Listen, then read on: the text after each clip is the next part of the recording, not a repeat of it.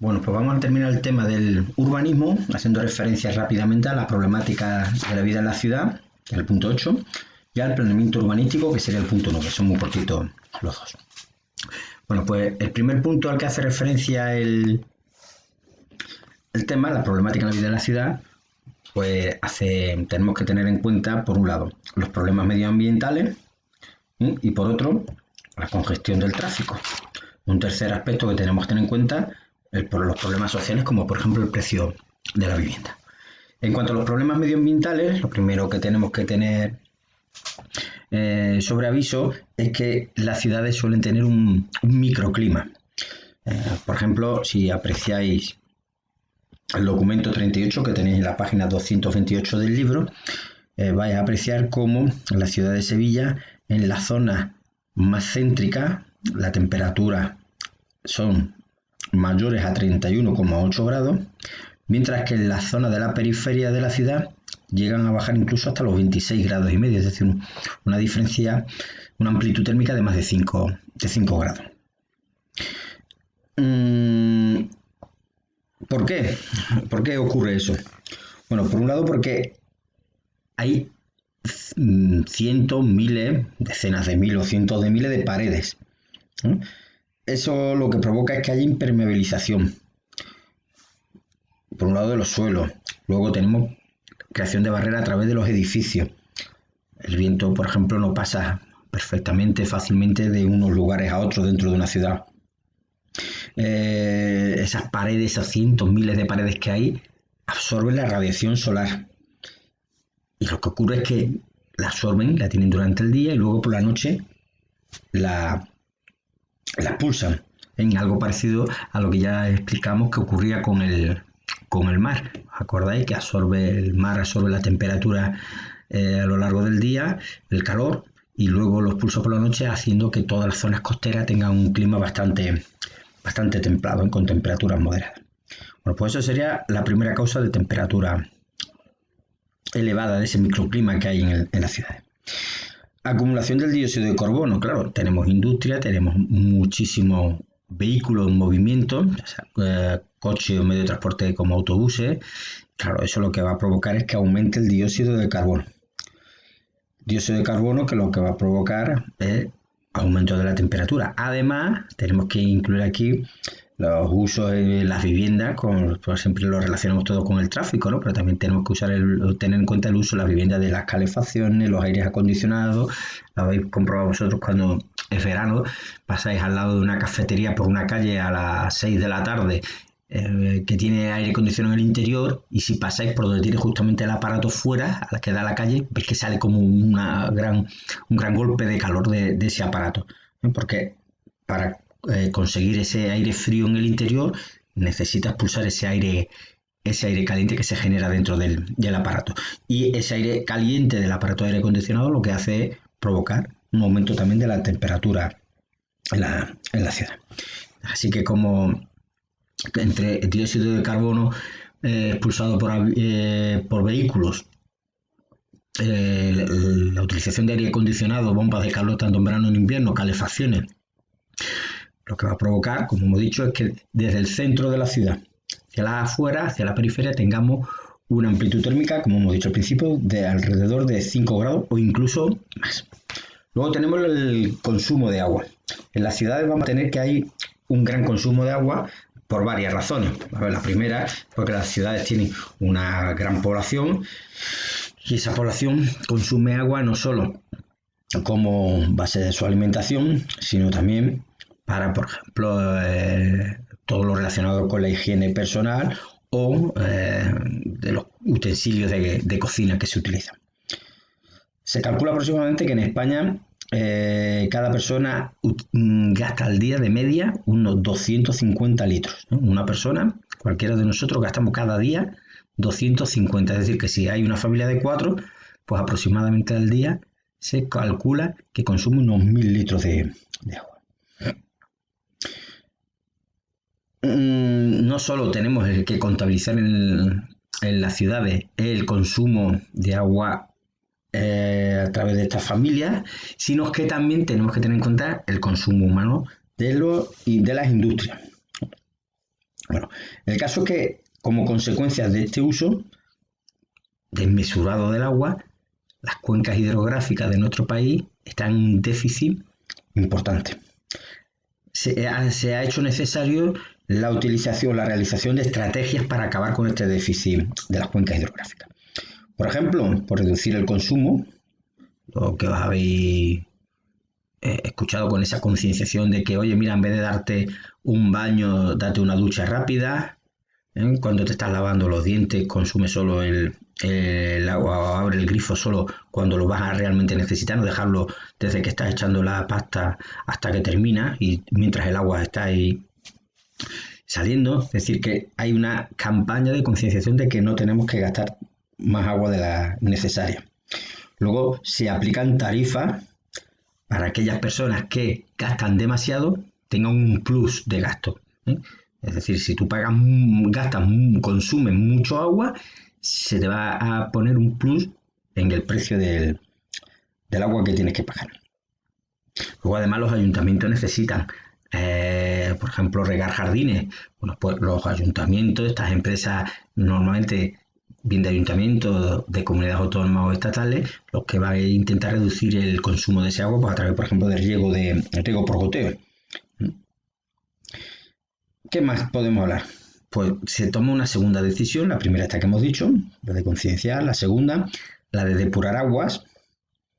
¿Para qué? Para que esas aguas después se puedan verter a los ríos y de esta manera sea muchísimo menor el agua consumida.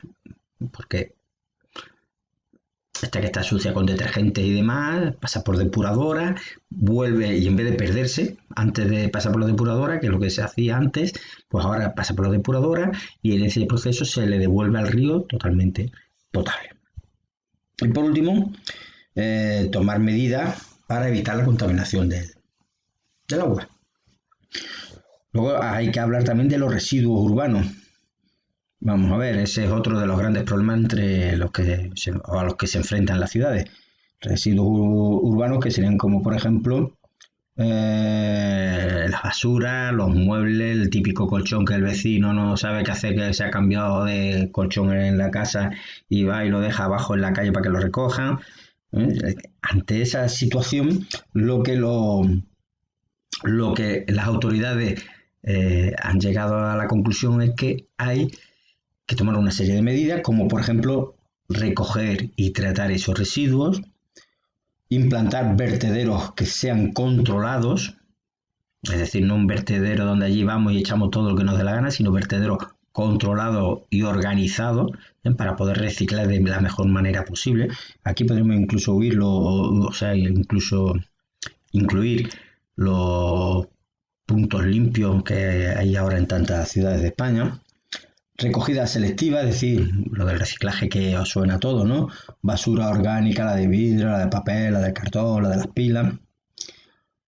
Se utiliza el abono, o sea, al revés, los residuos orgánicos como abono y luego la transformación de muchos de estos residuos en energía. ¿Vale? Y por último tenemos que hay una concentración importante también como problema medioambiental en las ciudades, que tenemos concentración de micropartículas, creando problemas sobre todo de tipo respiratorio y enfermedades cardiovasculares o tumores. Pueden ser como consecuencia de los vientos, de que mueven esas partículas que esparcen que salen de la fábrica de la periferia de las ciudades o de los propios vehículos de transporte privado o público. Entonces el viento las va transmitiendo y nosotros al respirarlo tenemos más probabilidad de coger una de estas enfermedades. El siguiente problema importante sería el de la congestión del tráfico, que es muy fácil, porque esto suena, me imagino, que a todo. Vamos a quitar esto de aquí. El transporte se ha desarrollado enormemente a lo largo del siglo XX. En el siglo XXI es raro la familia que no tenga al menos un vehículo. Muchos tienen más de uno. Cuando hablamos de vehículos no solo de coches, sino podría ser un coche y una moto, dos coches y una moto, un ciclomotor. Bueno, en resumen, ha habido un enorme aumento en el tráfico. ¿Esto qué es lo que va a provocar? Bueno, lo que va a provocar es que hay elevados gastos, tanto para los usuarios como para las administraciones. Lo primero para la administración, porque tiene que construir autovías, carreteras para la circulación de estos transportes, pero también zonas de aparcamiento en el interior de estas ciudades en las que estamos. Eh,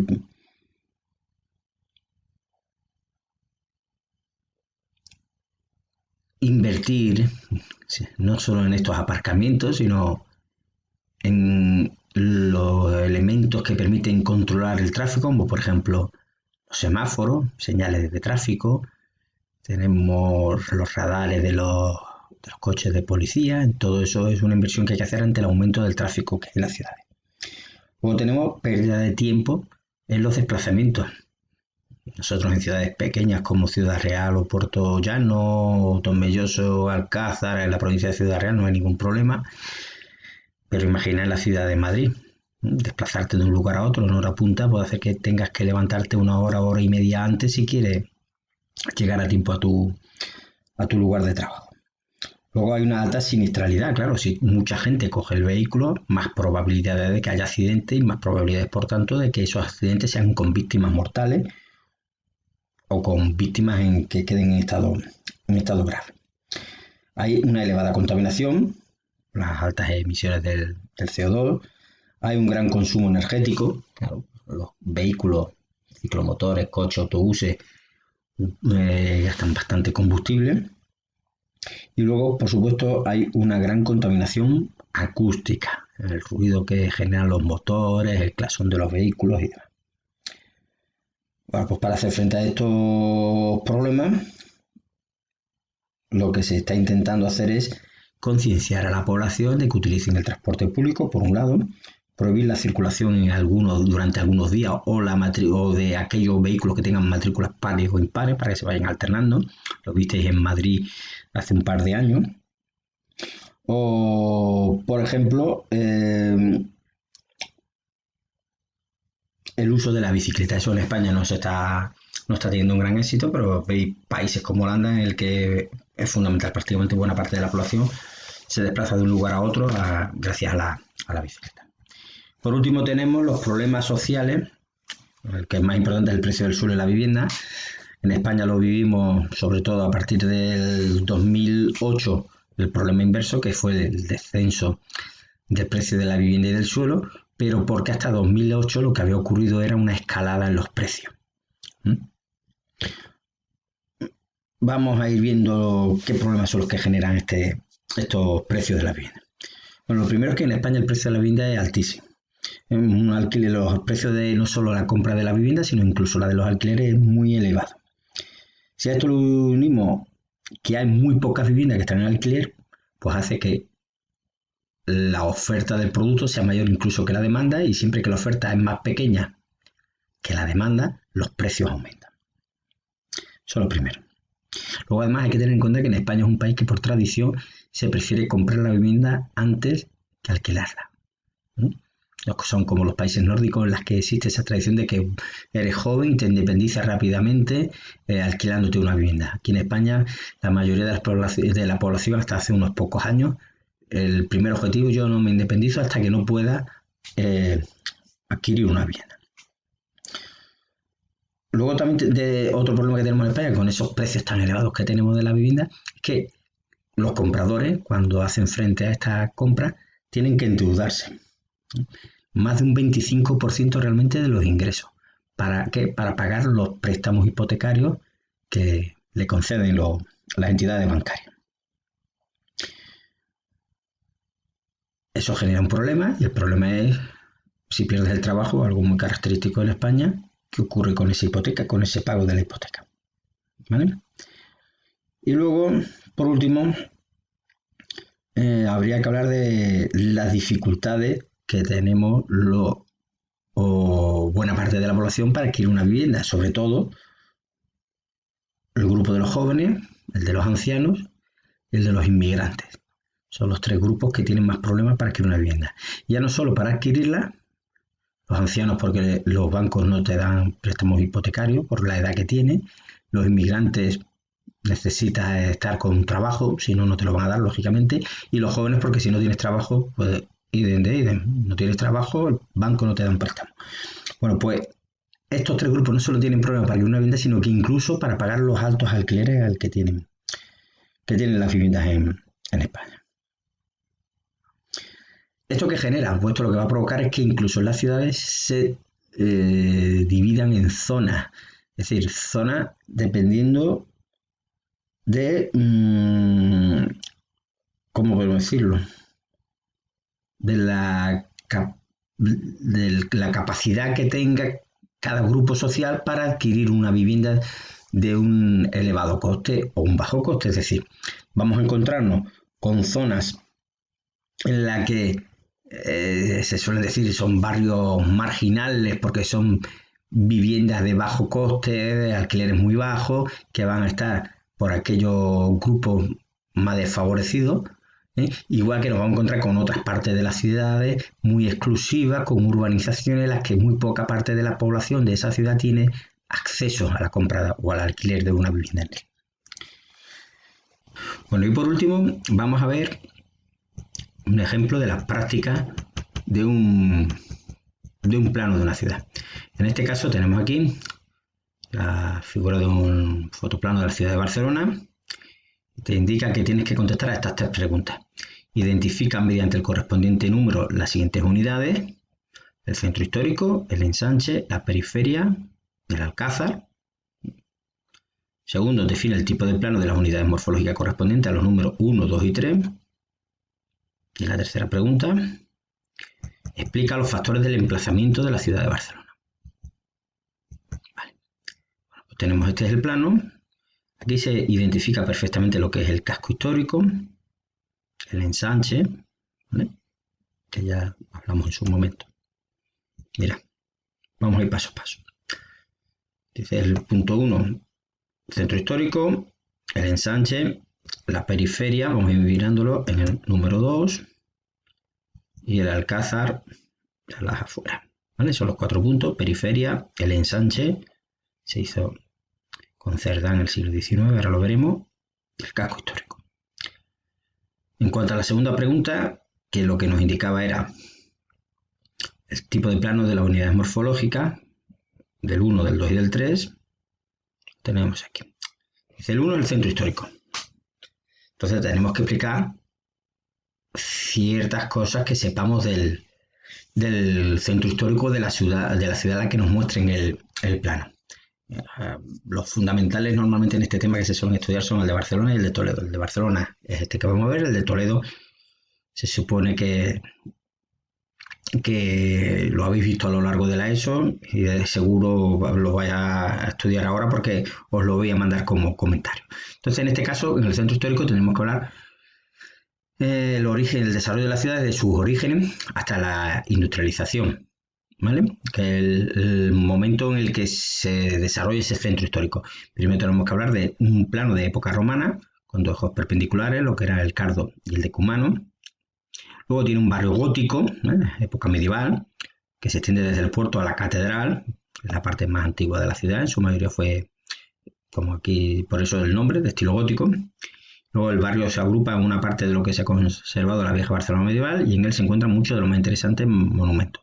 Trazado irregular, calles estrechas y manzanas irregulares. Recordad que durante la Edad Media estas calles eran irregulares en trazado y con calles estrechas y manzanas también irregulares porque se daban varios casos. Primero, por las temperaturas, ya lo veremos en la ciudad de Toledo, el hecho de que las calles sean estrechas, unas cercanas a la otra, lo que van a permitir es que un bloque de un edificio en la época medieval le dé sombra al bloque de enfrente, por lo que va a permitir que la temperatura disminuya en esos bloques.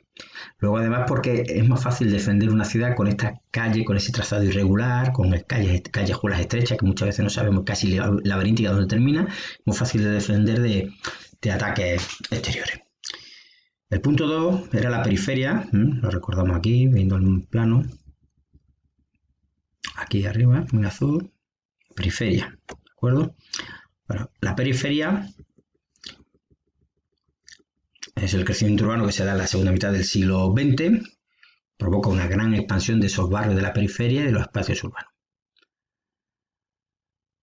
Se caracteriza sobre todo por la estandarización de los diseños urbanísticos, así como el contraste de la calidad según los sectores urbanos. Vamos a encontrar lo mismo con polígonos de vivienda, con bloques de altura, hechos en los años 80, con nuevas promociones residenciales, una amplia oferta de viviendas unifamiliares. Es decir, nos encontramos con zonas en las que vamos a ver viviendas, bloques de 7, 8 pisos con cientos de vecinos, en ese barrio periférico, conviviendo con otras zonas, con nuevas promociones residenciales que van a ser con su piscina, su zona de jardín y su unifamiliar. Todos en las periferias. ¿Por qué? Porque se han construido en periodos distintos. Y luego tenemos el ensanche, que es muy característico, este ensanche de Barcelona. Es más, cuando se pone este plano es para que se estudie esto, fundamental. Y cómo es cuadrícula, las manzanas se ven perfectamente. Estos son muchos edificios que tenemos aquí, ¿verdad? Manzanas, grandes avenidas, ¿veis? Grandes avenidas que pasan por ellas, todo líneas horizontales y verticales. O tenemos alguna que la cruza como la diagonal, una de las grandes avenidas de Barcelona. Bueno, pues este 3 es un nuevo conjunto proyectado de una vez. Lo realizó el arquitecto Cerdá, ya ha hablado de él en clase, y están hechas básicamente, según Cerdá, las ciudades se hacen para las personas, para que vivan en ellas. De manera que lo que tiene que hacerse es una ciudad que sea benéfica para la salud. Por eso defiende que los edificios tienen que estar muy separados entre sí, que no tengan muchas alturas, que la anchura de las calles, o sea, que no tengan más altura que la anchura de la calle, porque de esta manera permite que entre el sol en todas las calles o en todas las viviendas que forman la manzana.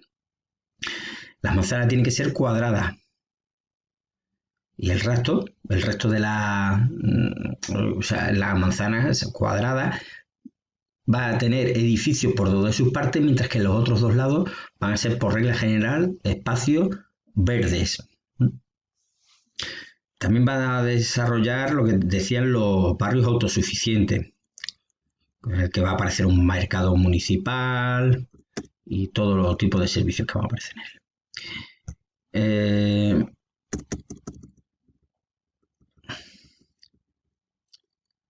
Luego tenemos lo de la calle diagonal que decía que es la avenida principal. Es la única que rompe con esto. Y luego la tercera pregunta, que era la C, tenéis esta de aquí, a ver que lo veamos. Los factores del emplazamiento de la ciudad de Barcelona. ¿Por qué la ciudad de Barcelona tiene ese emplazamiento? Vale, pues esta sería la respuesta. Recordad que todo esto lo tenéis ahí, ¿eh? Pero lo que estoy haciendo en el... ¿Dónde está? Joder, que no lo veo, me lo he saltado. Aquí. ¿Vale? Pues el emplazamiento es decir, ¿por qué está Barcelona situada en ese sitio? Porque está situada justamente entre el mar y la montaña. Bueno, su territorio tiene forma de cuña, que parte del Mediterráneo se introduce tierra adentro hacia el norte, remontando las cuencas de los ríos Llobregat y Besòs. Montjuïc es un pequeño monte situado junto al puerto, en cuya cima se encuentra una antigua fortaleza militar que sirvió para vigilar la entrada a Barcelona desde el mar. Pensad que Barcelona se va a desarrollar sobre todo en época romana, de manera que va a ser para ellos muy importante el de estar cerca del mar, por comercio marítimo básicamente. Para controlarse esa defensa de la ciudad, tiene la suerte la ciudad de Barcelona de que justamente por eso se crea allí, no por otra cosa, que hay un monte, que es el Montjuïc, y ahí se crea una fortaleza para avistar cualquier posible ataque que pueda recibir la ciudad. Por eso es el emplazamiento justo que tiene la ciudad de Barcelona. Hoy en día ya sabéis que el puerto de Barcelona sigue siendo de los motores importantes económicos, no solo de la ciudad, sino de Cataluña y de España entero. Es uno de los grandes puertos del Mediterráneo y es el quinto del mundo en cuanto a barcos de crucero. ¿Vale? Bueno, pues esto sería más o menos un esquemilla de cómo tenéis que hacer un comentario de un plano de una ciudad. El que vais a hacer de clase conmigo va a ser el plano de la ciudad de Toledo, que es mucho más fácil. Vais buscando información de la ciudad, de Toledo, de su historia si queréis, y lo vais realizando y ya me lo entregáis. ¿De acuerdo?